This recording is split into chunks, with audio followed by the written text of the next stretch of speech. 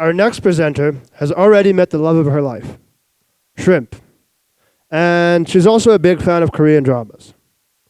But on a more serious note, she has a really powerful story to share with you tonight.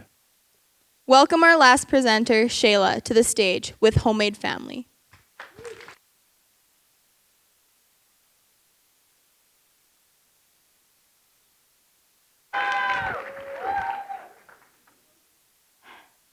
To me, craft doesn't just mean some sort of talent dealing with different types of art, but to put something together like my family. The title of my presentation is called Homemade Family. You see, my family was created differently than others, as 3 of us were adopted and another 3 are currently being fostered. Beforehand, my family to be was already quite big. My mom had had 7 children already and wasn't expecting to have any more. Most of her kids were already in their teen years when she added me to the family. Before she adopted me, she was previously my babysitter. Now, my biological mom, let's call her M, couldn't properly take care of me as she was suffering from her addiction. So, she gave me up for adoption. I was only 3 months old when she decided this. But I wasn't alone for long, as my mom walked right into the social services building and declared that she would take me home.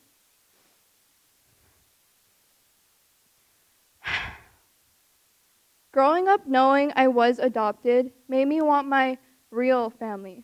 I remember the day I gave up on that. Em had me over for the weekend when I was around 6 years old. That day, she had let me and my cousin go to the park alone. He and I spotted a pathway between 2 apartment buildings, and so we decided to go on a little adventure. Later on, we heard someone call out my name. We abruptly stopped in our tracks and slowly turned around to see who it was. Em was bolting towards us, and when she was near, I sprung into her arms as she tucked her head into my shoulder and cried. Later on, she took us back to the apartment and called my mom. Em was still crying when she said, "Come and get her. I don't want her anymore." Those words had clung to me during my childhood years. And so I gave up on wanting to be part of a family with her. It took me a while to realize this, but I already had my family.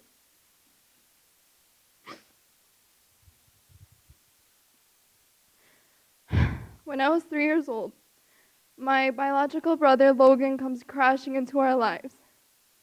He too was given up for adoption when he was 3 months old, as Em was getting worse in her addiction.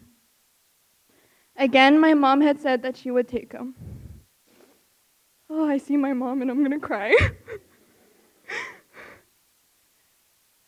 And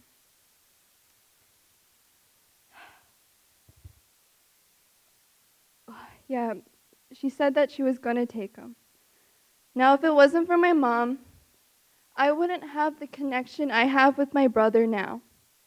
I think our connection started to grow around when I was 4 years old and my brother was only a couple months old.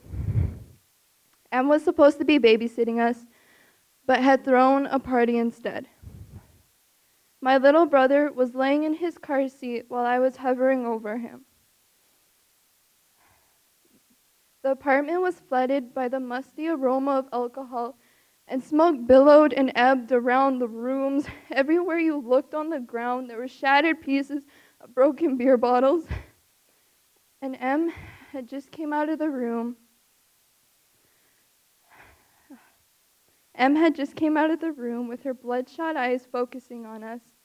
But right then, the most beautiful lights in the world came flashing through the window. Red and blue. Ever since that day, I never once had to see my brother cower in fear again.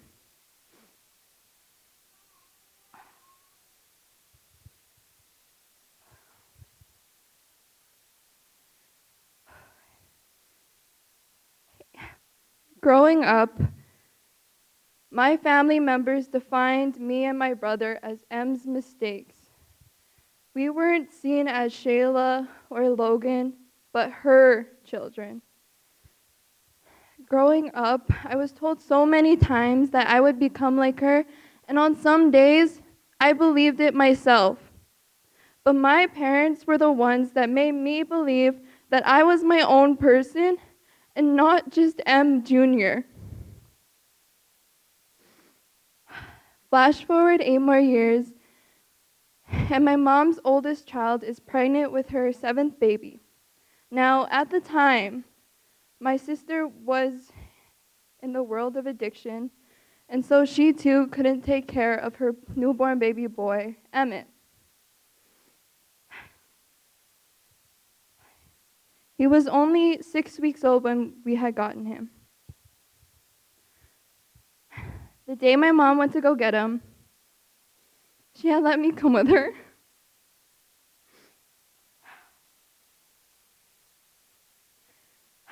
Once we arrived in Saskatoon, my mom hopped out of the vehicle and waited until the social worker opened the van door for her. And Emmett, he was sobbing hysterically. But once he saw my mom, he stopped and stared up at her. Right then, his brown eyes began to crinkle as he smiled upon at her. And right at that moment, I thought to myself, he knows he has a family. At 11 years old, I thought my misshaped family was perfectly complete.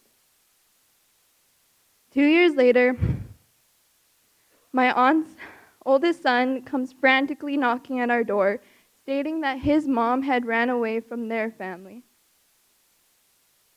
In total, she had 5 kids, but my mom could only take care of 3, while the other 2 went to their other aunt. During this time, we learned that these children were being affected by their parents' struggles, their arguments.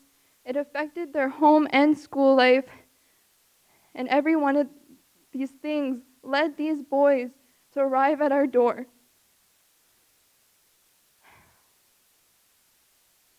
Faith has always been a big part of my family. My siblings, myself, my parents have all been through some hardships that have made us become stronger in our faith. The Acts Church has been a big part of my family for the past year, especially the pastor, John Paul Lim, and his wife, Mary Ann Lim. Every time we enter the church, we always feel like we're a part of their family. And not a lot of people are blood related, but we all embrace each other as if we were all brothers and sisters. Truthfully, I can't imagine a life without the people I have now, because that imaginary life is missing something, and that something are the people that bring happiness and joy into my life. So I like to thank my parents for being a part of that happiness and joy, because if it wasn't for them, I don't know where I'd be right now. And I'd also like to say thank you to Tristan, Kaylin, and Jace for showing everyone that no matter what, siblings stick together.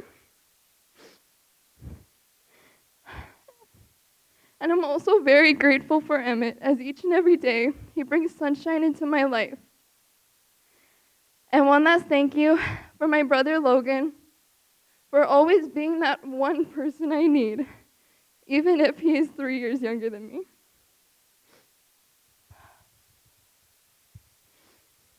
My parents built a home for me, Logan, Tristan, Kaylin, Jace, and Emmett. And I will always love them for that. My dad gave me a father's love that I might have never gotten. And my mom gave me a chance to succeed in life and to become the person I want to be. And together, they made me appreciate the importance of family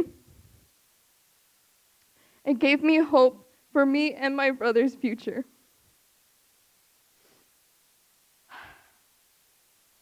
Growing up, I always asked my mom why she chose to adopt all of us kids. And her answer has always been the same: because she loves us. Recently, I asked her the same question again, and she said, because she wanted all of us to have a family and a home. Without having to use paper or scissors, my mom was able to craft together something beautiful: a family.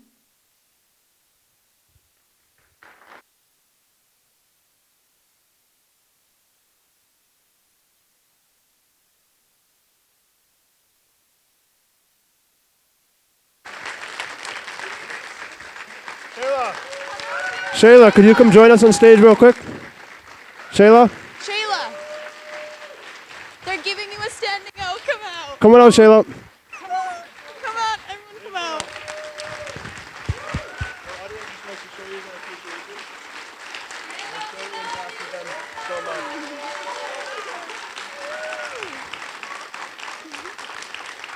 A huge thank you to Shayla for sharing such a personal and powerful story with us tonight. I think she must have moved every heart in the room tonight.